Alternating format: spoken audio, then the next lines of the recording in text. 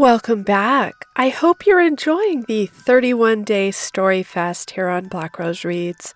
Today is day 7, and the title of today's story is I Think My Boyfriend's a Serial Killer, and I'm Next, written by the girl next door.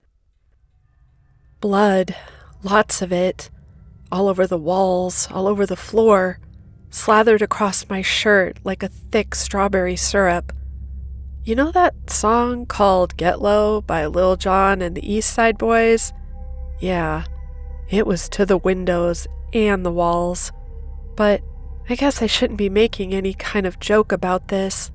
Sorry, this is serious. Anyways, that's how my Friday night ended.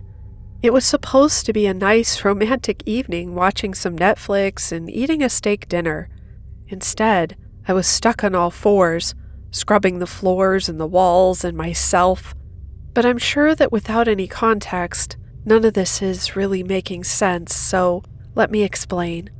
It all started when I went on a date with this guy I met on a dating app. Yes, I know, I was stupid. He looked charming though, and he was handsome in a typical, conventionally good-looking sort of way. He wasn't someone that would stand out in a room, but he wasn't a wallflower either. See, that was where I messed up. I underestimated him. I took one look at this man and thought he was completely normal. Everything seemed that way up until recently. Our first date was perfect. Conversation flowed, laughter filled the room, and both of us smiled so much that our faces hurt by the end of the night. "Listen," he started, a boyish grin tugging at his lips as he rubbed the back of his neck and walked me up to my front door. "I really enjoyed our night, and I'd love to see you again. I haven't laughed this much in ages." I bit my lip, playfully nudging his shoulder as we stood in front of my door before I teasingly said, "I didn't laugh a peep." Lips pierced together, I watched his brow rise, a mischievous gleam in his eyes as he nodded his head slowly and fired back, "Sure. Says the girl who laughed so hard she spent the rest of the night with the hiccups."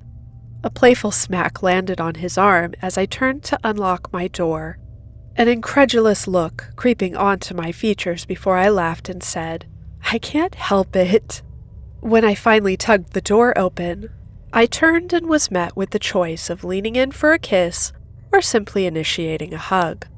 Despite feeling so comfortable with him already, both options seemed daunting at the moment. But he was quick to decide. He slowly wrapped his arms around my waist and pulled me into an embrace. He smelled of cinnamon gum and something spicy and warm. The second we pulled a couple of inches away from each other, our eyes locked, and neither of us could brush away the magnetic pull that we both felt. He leaned in first, but I was quick to follow. And then we were kissing on my doorstep. I don't know how many seconds passed before we parted ways, but we were both dazed and enraptured all at once, and that was enough for both of us to agree on a second date. The first date turned into 2, and then 3, and then so many more that I couldn't count them all if I tried. The thing is, I thought he was perfect, but then again, don't we all feel that way during the first couple of months, before we take off the rose-colored glasses, before they start slipping up, before the skeletons in their closets start to make an appearance, in this case quite literally. Okay, I'm sorry. Again, I really need to stop making light of all this, but in all honesty, I'm utterly shocked at the situation that I'm in right now, and I'm still trying to figure out how to cope, so bear with me as you read through this. I'll try to keep it together from here on out, I promise. The 3-month mark was when I first started noticing the red flags. It started out with something as small as a hair clip in his car. My first thought was that maybe he was seeing some other woman. What I didn't know was that thinking he was cheating on me should have been the least of my worries. That hair clip didn't come off some poor girl's head during a passionate rendezvous. Well, correction. Rendezvous? No. Passionate? Yes. That was the third murder. That brings me to the 4th month of us dating. By then, he was getting sloppy. But although I was picking up on strange little things here and there, I still wasn't connecting the dots. I wasn't looking at the bigger picture. I wasn't calling a spade a spade. But then again, how was I to call a spade when I wasn't even 100% sure?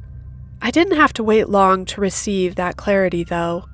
In fact, it came racing towards me so fast that I didn't even realize what hit me.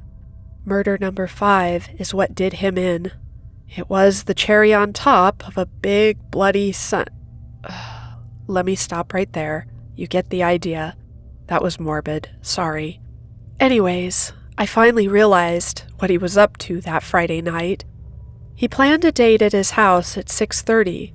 When I showed up, he answered the door with a hand towel hanging over his shoulder and an apron on.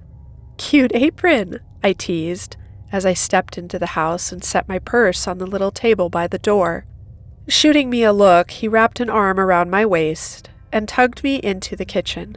Make fun of my apron all you want, but this steak I just finished up looks good enough to put Gordon Ramsay to shame. A smug look of satisfaction melted onto his features when he saw my eyes widen, before I finally managed to say, I guess I underestimated you. The next couple of hours played out pretty normally. Dinner was amazing, the steak a perfect medium rare, and the red wine he picked out was a perfect pairing for the meat. He even whipped up 2 side dishes, deliciously buttered garlic mashed potatoes, and a homemade Caesar salad with perfectly crispy croutons. In all the time that I'd been dating this man, I had no idea that he could even cook this well. But then again, I was soon to find out that there were plenty of other things I didn't know about him either. Hey, what movie did you want to watch? I called out to him from the living room. You choose tonight, he shouted back, his voice slightly muffled over the sound of water rushing down the sink. Are you sure you don't want any help with the dishes? I don't mind, I hollered, hoping that he could still hear me over all the clattering. You just sit there and look pretty. I'll be done in a few minutes. I lazily scrolled through countless movies and TV shows on Netflix before something piqued my interest. Not a movie, not a TV show, but a sound. A muffled sort of cry.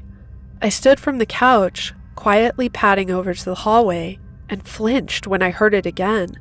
This time, it sounded like a thump. What the? Shock coursed through me 1,000,000 miles an hour as a female came hurtling out of the room, her arms tied together, but her feet free.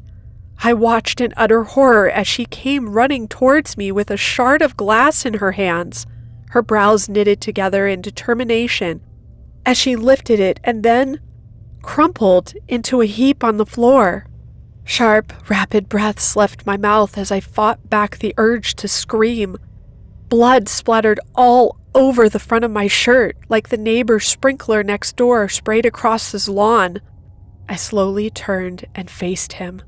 The second his eyes met mine, I could feel the sense of dread that was sinking into his features.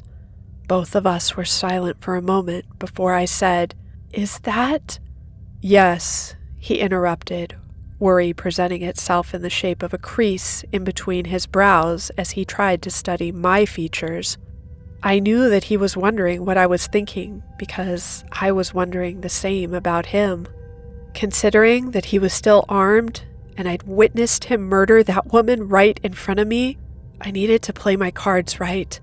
I couldn't risk making the wrong move. My face slowly contorted into one of absolute horror, shivering and stuttering. I looked down at my clothing and then back up at him. "Listen," he started, motioning with the gun towards the girl bleeding out on the floor. "I don't want to have to do this, but you've seen too much." Panic began to mount within me as the waterworks slipped out. Sobs racked my body as I pleaded with him. "Please," I blubbered, tears running down my cheeks and snot coating my upper lip. The quickest flicker of doubt crossed his features as he used his other hand to rub the bridge of his nose before he looked up and ground out between clenched teeth, "Just shut up and help me clean up this mess. We can talk about how we're going to handle this afterwards." After the floor was scrubbed clean and the house smelled of so many chemicals that my nose burned, he studied my work with a quirk of his brow. "This is spotless." Dropping the bloodied washcloth into the trash, I wiped the sweat from my brow and turned around to lean against the counter. "I would hope so. I've been scrubbing for hours." He only nodded, shoving his hands deep into his pockets, seemingly deep in thought. I observed as he shuffled in place a bit before he cocked his head to the side and gave me a peculiar little grin. "That wasn't your first time cleaning up something like this, was it?" I tried my best not to fidget, nonchalantly sliding the knife that I'd stolen from his knife block further down into the back of my jeans. Then I cautiously approached him. I needed to keep my head. I needed to play the part. I needed to not lose my cool. Wrapping my arms around his shoulders, I stared up at him and smirked. "That wasn't your first time killing someone, was it?" His hand snaked around my waist as he tugged me closer. A shiver raced over me as his lips brushed against the outside of my ear. A single word whispered, "Touché." Worry bloomed within me when his arm brushed against the hilt of the knife, but I choked it down.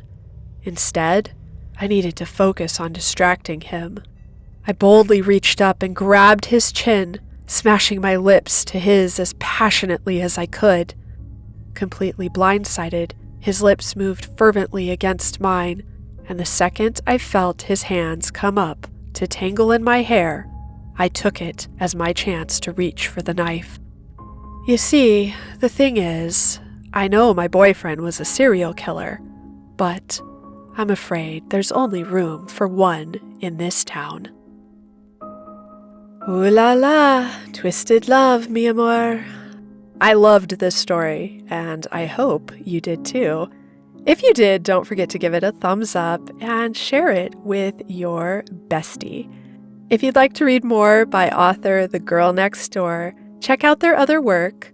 They've got a bunch of other stuff on Reddit, and I've posted a link in the description below. All right, Rosebuds, that's a wrap. Until tomorrow night, take care and stay creepy.